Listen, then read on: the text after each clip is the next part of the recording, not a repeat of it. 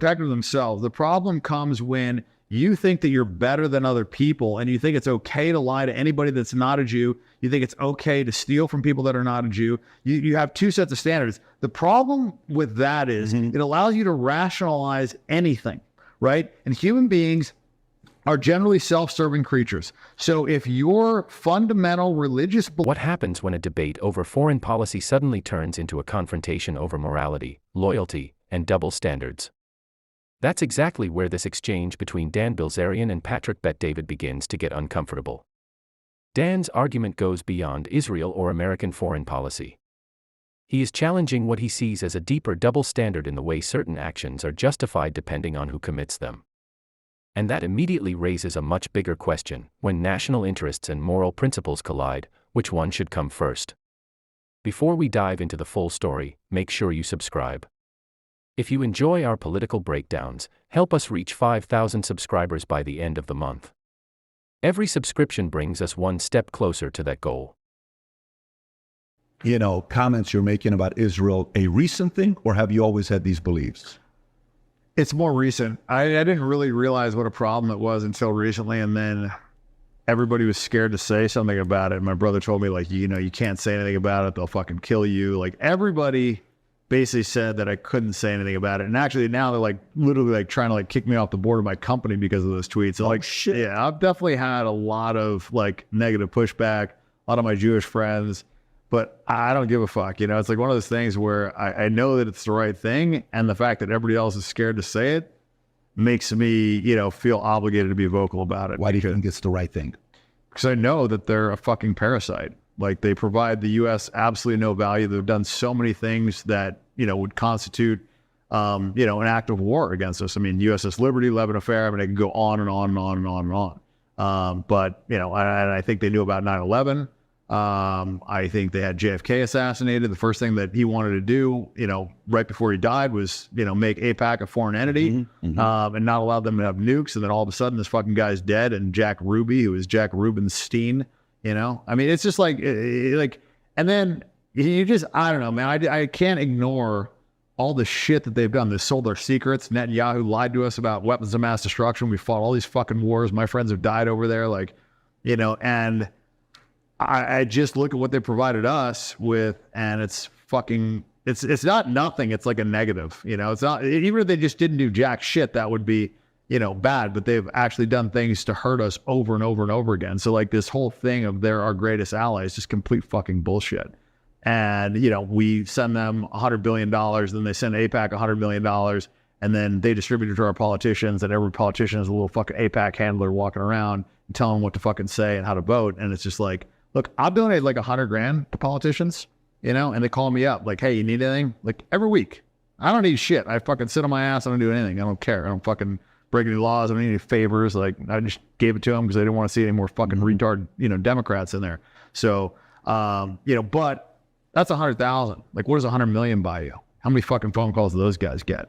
And so I just know how it works, and the system is broken. These people get into office and they don't have very much money, and they get out of office with fucking tens or hundreds of millions of dollars. It's not a fucking accident, right? Is that an Israel thing, or is that anybody? Because China's doing the same thing. China doesn't have they don't have an AIPAC. Israel is the only one that has a fucking a lobby in the U.S. fucking giving these politicians money. Okay, no, every country, the big ones all have lobbyists. They all have lobbying that they're doing. Not in the U.S. They're registered as foreign entities.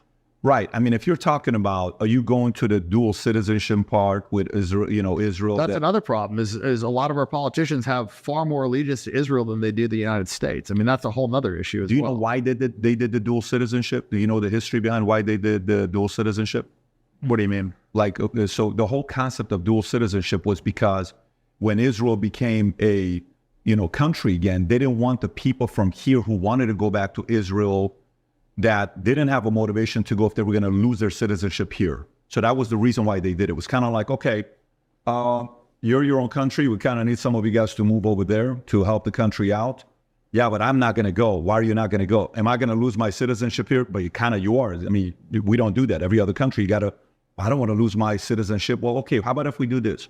How about if we allow you, just Israel, to go back to your country, you won't lose your citizenship? That was the arrangement at the beginning why they did it that way. No, look, I get it. I have 3 citizenships. You know what I mean? I think it's okay. I think What's the third one? I know Armenia, but what's the St. Kitts. Okay, got it.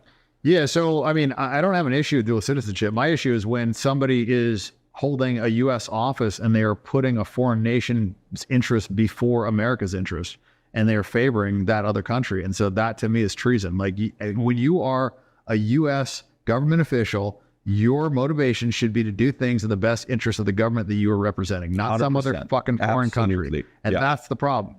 Do you believe in the genocide they're committing? I think they're fighting for themselves and they're defending themselves. Do you think that's defense? Well, when 1,200 people died, and of which the 1,200 you've killed and admitted that you've killed a lot during, your handle. I will tell you this.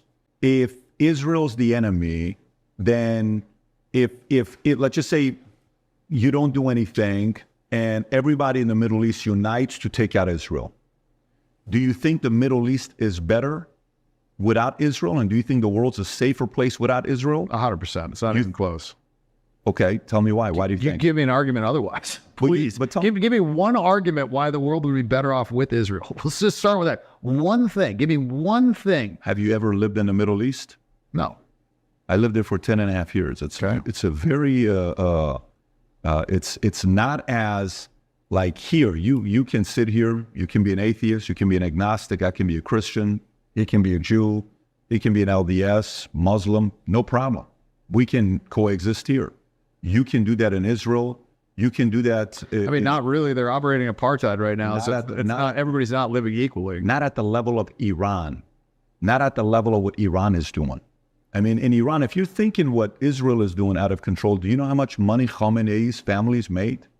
Do you know how much money they've taken? They have 200. I've never been to Iran, but I've been to Dubai. I've been to Saudi. Like I've been to UAE. So like, and they're all Muslim. They seem to be operating fine. I would say Iran's slightly different than. But go back to it. So okay, so you think the Middle East and the world would be a better place if Israel didn't exist? Yes. Okay. Israel's committed, so many terrorist attacks.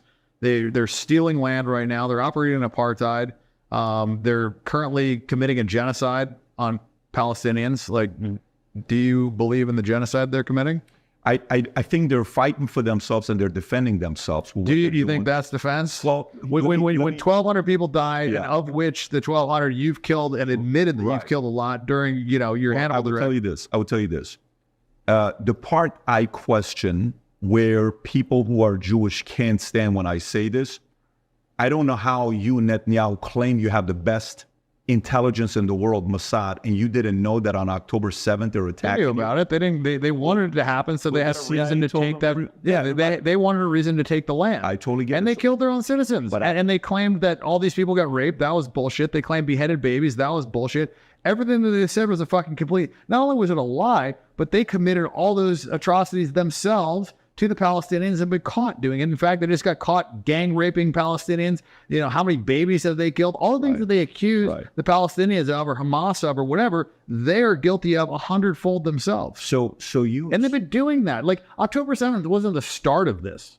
Like the start of this was Nakba. They've done so many. I don't disagree. Yeah, I don't disagree. Yeah, so I mean, this is not like, it's not like October 7th is like, it's all of a sudden they just came over there unsolicited and just killed people. Like they have been killing Palestinians for years and years, operating 2 sets of justice. It's like they have the justice for the Palestinians and the justice for the Israelis. And if you read the Talmud, like, if you're not Jewish, you're basically not a human. You're like, like cattle. If a Jew is killed by, somebody that's not Jewish, then it's the death penalty. If a Jew kills somebody that's not a Jew, then, you can't kill them. It's not the death penalty. Like they literally like segregate in their Bibles. They're very protective of themselves. I don't think anybody can debate that. I don't think it's a... Well, it's not the problem isn't that they're protective of themselves. The problem comes when you think that you're better than other people and you think it's okay to lie to anybody that's not a Jew. You think it's okay to steal from people that are not a Jew. You have 2 sets of standards. The problem with that is it allows you to rationalize anything, right? And human beings are generally self-serving creatures. So if your fundamental religious belief system allows you to operate in such a way that you believe there isn't consequences to stealing from other people, killing other people, raping, kids that are under 9 years old, like if you think those things are okay, then, how are you going to operate? Because to me, like my moral code keeps me on track. You ever seen MIT stats showing that Ashkenazi Jews' IQ is the highest IQ in the world? You ever heard about that or not? I believe it. It's up there. Yeah. Yeah. I've seen the IQ studies. Yeah. So what do you think about that? The fact that they have a higher IQ. How do you process that information? What do you mean? You have a pretty high IQ, right? Okay, I mean, I don't know what the score is. I've seen some. What's this? I've read it multiple different places. What's the score you've got? I don't know. I mean, I was in the 99th percentile when I was in 8th grade and got accepted to Duke on a scholarship. I mean, I've tested okay. I'm a smart guy. Okay, I get it, but do you think the part about like, okay, I'm a Syrian and I'm Armenian, and then I'm born in Iran and I'm in living in America. Armenians, try bring them together. It's tough. They're divided. Assyrians. I don't know about that. Go to Glendale, buddy. No, I lived in Glendale for 6 years. What do you mean? They're pretty. I mean, every kidding? Armenian that I ever meet is like, bro, you're Armenian. It's like, I have seen The pride is right. Yeah, I've seen more Armenian pride than any other. Yeah, but you're talking, these guys are coming to you. You have different types of Armenians, right? And even right now in Armenia with what they're going through with, Pashinyan and some of the political stuff. You were there in 2018 with your brother and your dad when you guys went there and got your citizenship. But Assyrians, they're divided. It's the older, the church, the club, the this, the that. You can't unite these guys together, right? The closest thing I'll say with Jews, the level of unity that they have is Muslims and Mormons. Mormons are super united. Muslims are super united. And Jews are super united. That's one part that they have the edge. But then if you look at their IQ, and if somebody's IQ is higher, they're generally going to make better decisions in business, if that is correct, right? If IQ is correct. Is that where so you think that that 6 out of the 10 richest people in America are Jewish? You think it's just IQ related? You think they started off with money when they started creating their wealth? I think if you look at college admissions and you look at how many Jews get admitted versus how many whites, they lump themselves in, in a separate category. And 75% of college, what is it? 75% is Jewish. Of what? Admissions? I don't know the exact college executives. What Ivy League. The number I have is, in the world, there's 267 Jewish billionaires. That's 10% of all the billionaires, while they're only 0.2% of the world, right? So that's a 5% overrepresentation. In America... Wait, you're saying they're 2%? They're not 2% of the world. They're 0.02. If that's why I said 0.2. No, they're not. I think it's 0.02. If you do 9 billion, they have roughly 15 million people. Okay. So 0.2% of 8 billion is like 16 million, and that's what they have. Okay. 0.2%. Yeah, not 2%. No, we're saying the same thing. We're saying the same thing. So in U.S., 132 Jewish billionaires out of 756. 17% of billionaires in America are Jewish. Mm-hmm. Did that happen accidental? Is that because they work together? Is that a bad thing? Is that something where, it's kind of like saying, when Tom Brady was playing in the NFL, the guy was freaking hated. It's like, oh, Deflategate, or this, or they did this, or they did that. I don't care that like 90% of sports are black or whatever the fucking statistic is. I don't give a shit if Jews have all the money. I really don't care. I don't care if they run Hollywood. Like, my issue is like culpability with the people that are pushing these fucking bullshit narratives. The media is mostly Jewish, and the media is pushing this fucking DEI. Yeah. They're pushing this trans bullshit. They're pushing they push the COVID fucking shit, right? So all I'm saying is I want you to be responsible for what you're in charge of. I don't care if it's the purple people in charge of the banks. Right. I don't care if it's the fucking green people in charge of the fucking media. No, but dude, hear me out. I don't care who the fuck it is. I'm saying if the media is the green people and they're pushing COVID and they're pushing DEI, they're pushing transgenderism and they're pushing racism and they're pushing division and they're pushing a degradation of fucking moral fiber, I'm mad at the green people, right? You see what I'm saying? I don't give a shit who it is. I'm saying who is in charge should have some responsibility. I see it in a different way. That's how I see it. So I see it as, when I'm coming up, I have my friends, I'm in the insurance game and I'm making $100,000 a year, and it would say, oh my God, look at those guys. All they care about is this, and they help each other out, these different insurance companies. I'm like, yeah, how about we figure out a way to do the same? No, but they have this, and it was almost like a little bit of from a place of victimhood. Like, look what they're doing. I'm like, okay, let me continue. So I grow, then I get to the next level. I'm making a little bit more money, and now I'm in different meetings. So at every level, Dan, my experience, I may be wrong, and challenge me as much as you want and say, rip it apart, the argument that I have. Okay. So while you're making six figures, you're in a room with 50 other guys making six figures, right? You know which guy that's at six figures that's going to go to $250,000, and you know which guy's going to get stuck at 100,000, and you know which guy's going to go down because he got lucky. Maybe he landed a big insurance sale that paid him $60,000. You could filter those guys out. You go to $250,000, you saw the same thing. You know who's going to go next level, who's going to stay, who's going to go down. $1 million, $10 million, $50 million, at every, even $1 billion on who's going to go. Like, Elon's probably not going to slow down. But between Elon and Bezos, guess who's probably going to slow down if you chose those two? You may say Bezos. They're both worth a couple $100 billion. They have more money than many countries have. But at every level, eventually somebody stops, right? And some continue at every level. This is in basketball, sports, poker, you name it. I had a big $1 million thing. I'm happy I walk away. To me, the part of it that I see when I'm talking within my community, I'm a guy that in my house, I have a 15-foot painting in my house. When you come to Florida, if you ever do, I'll show it to you. In the middle of it, you know who it is? The Shaviran is right in the middle of it. Guess who was the biggest against the Jewish Zion media empire? Guess who was the biggest person that called him out? Him. And what happened to him in 1979? You know what they did to him? They got rid of him in a different way. So you're not talking to a guy that is Jewish or pro this or pro that. For me, I want to see what caused them to go from where they were at to having the kind of wealth that I have today. Can that skill set be transferred to others? The part that you and I can criticize is what they do with all the power that they have today. We can criticize that all day long.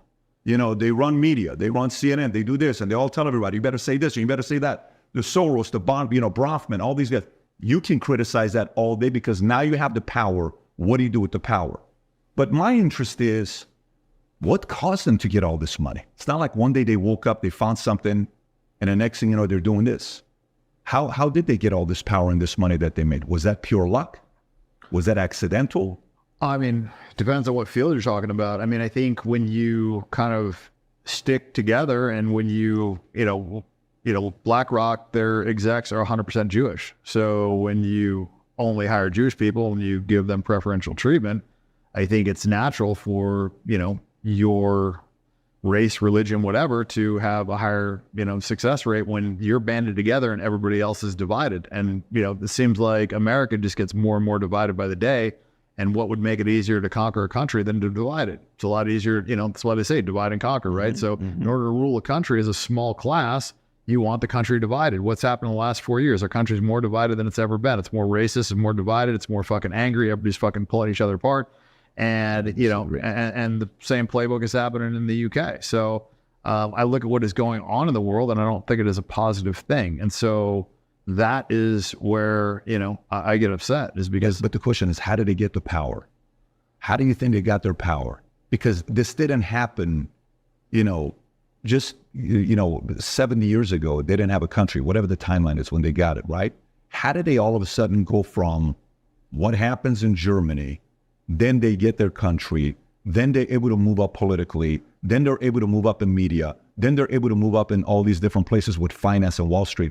What did they do right? How did they get all this power? They have a lot of power. How did they do it? I mean, look, I haven't studied Jewish power struggles or how they made their money or anything like that. That's not really, Well, you know what I'm asking? I do. And I don't really have a direct answer for it because I haven't studied it, so I'm not going to guess. But, I just look at this whole thing of, they're obviously doing really fucking well. I don't know why it's constantly like a victim card thing. You think it's worth studying? You think it's worth studying to see what they did? Yeah. I remember one time I'm in LA, I'm with this guy named David. He owned a dealership, Jewish guy. First time in my life I saw $1 million cash. I'd never seen it before. I just come out of the army. I'm like, hey, how the hell do you guys, Jews, I grew up in Iran, so we have a lot of Persian Jews. How do you guys always make so much money? And he said the most fascinating thing. He said, when one of us makes money, 5 of us makes money. I'm like, what does that mean? We always do business together.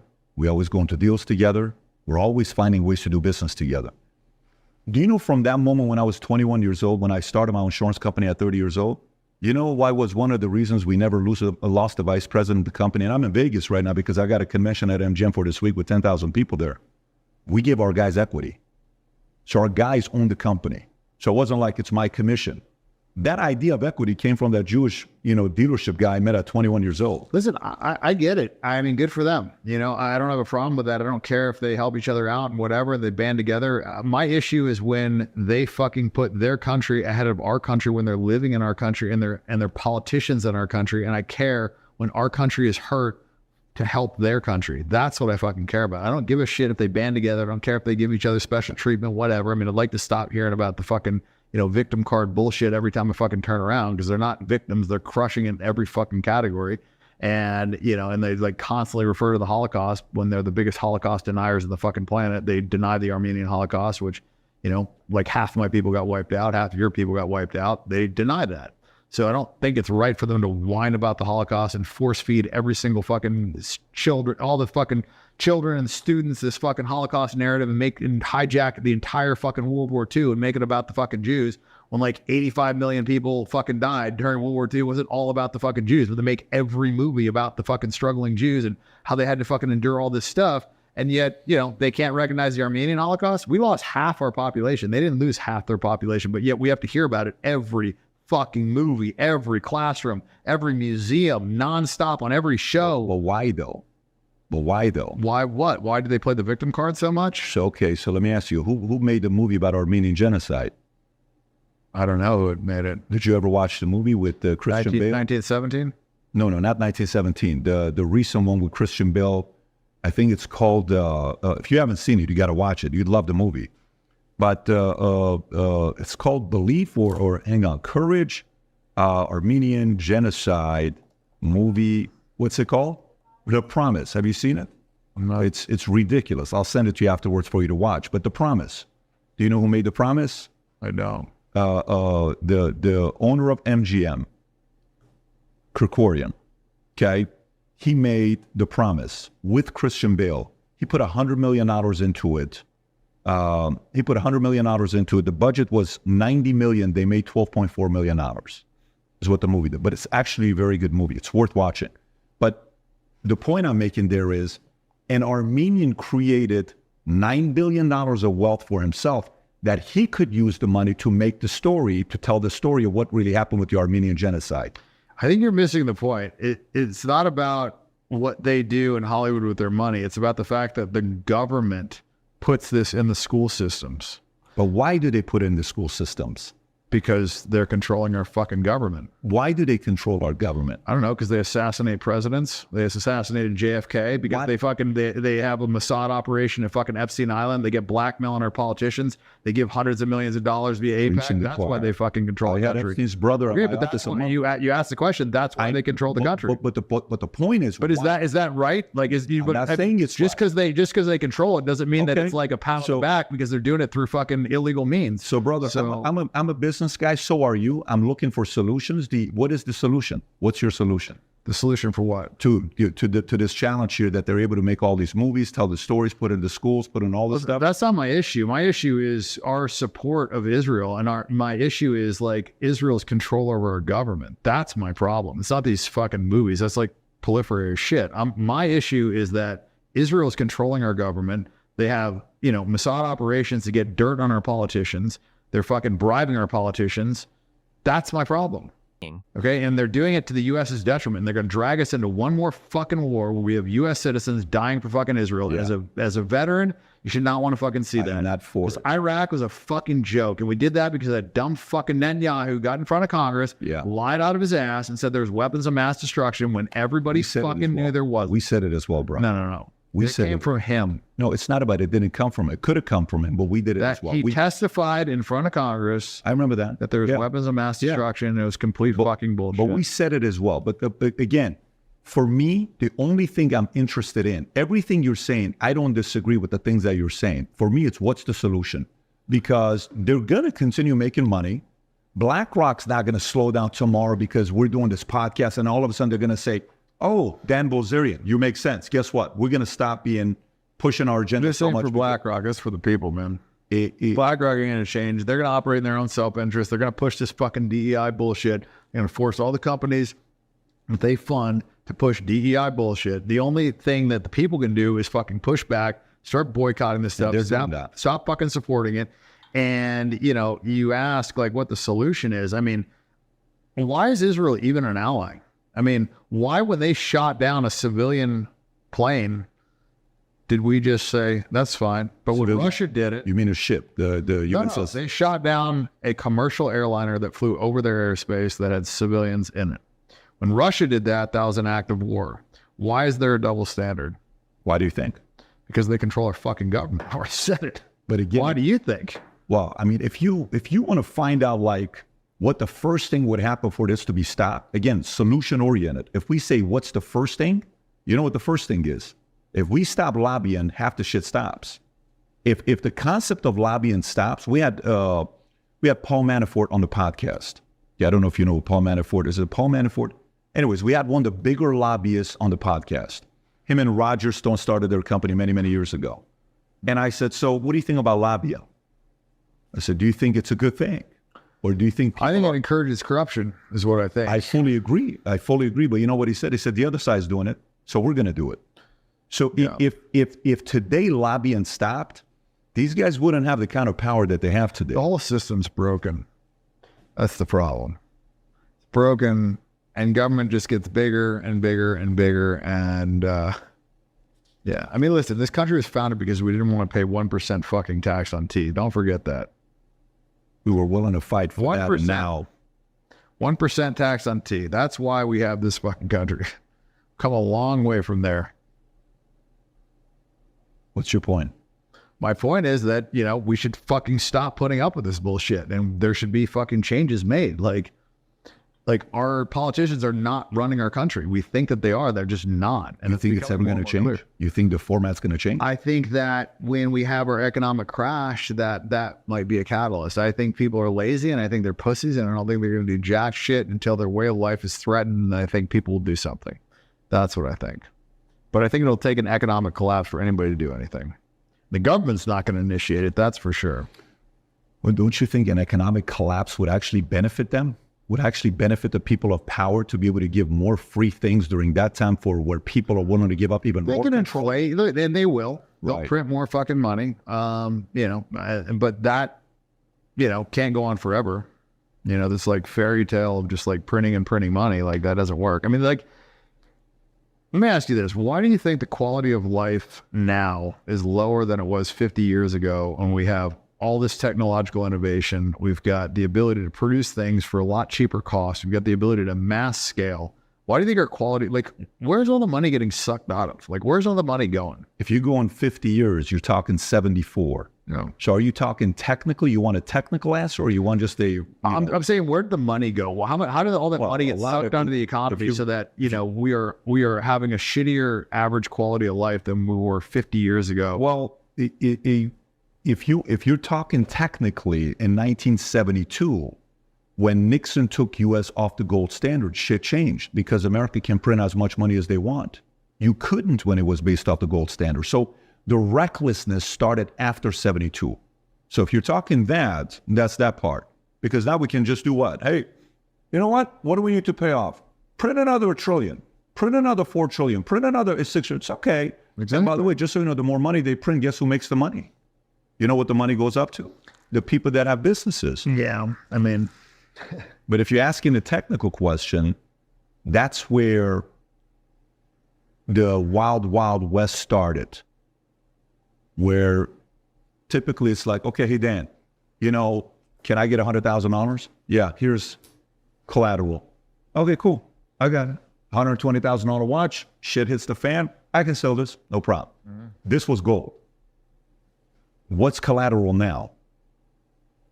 I got you, bro. You're good. I get it. I'm USA. I got you. It's the fiat currency. But like, why do we start the Fed? Why do we start the tax? Why do we get off the gold standard? Yeah. I'm with all of it.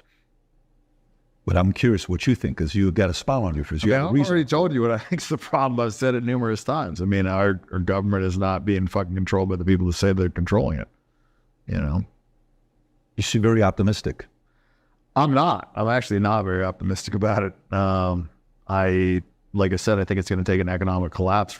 And this is where the debate ultimately leads to the bigger question: how far should America go in supporting a foreign ally, and where should the limits be? Dan Bilzerian argues that this issue goes beyond Israel's right to defend itself. But some of his claims are highly controversial and should be examined carefully rather than accepted without question. Still, the broader issue is difficult to ignore. Across multiple administrations, American military and diplomatic support for Israel has remained a major part of U.S. foreign policy. Supporting an ally is one thing. But should that support prevent American politicians from questioning that ally's decisions or demanding accountability? That is what made this exchange so significant. Dan and Patrick disagreed sharply, but they exposed a much bigger debate about American interests, foreign alliances, and political loyalty. So, who made the stronger argument, Dan Bilzerian or Patrick Bet-David? Let me know what you think in the comments. And if you enjoyed this breakdown, make sure to like and subscribe for more political commentary.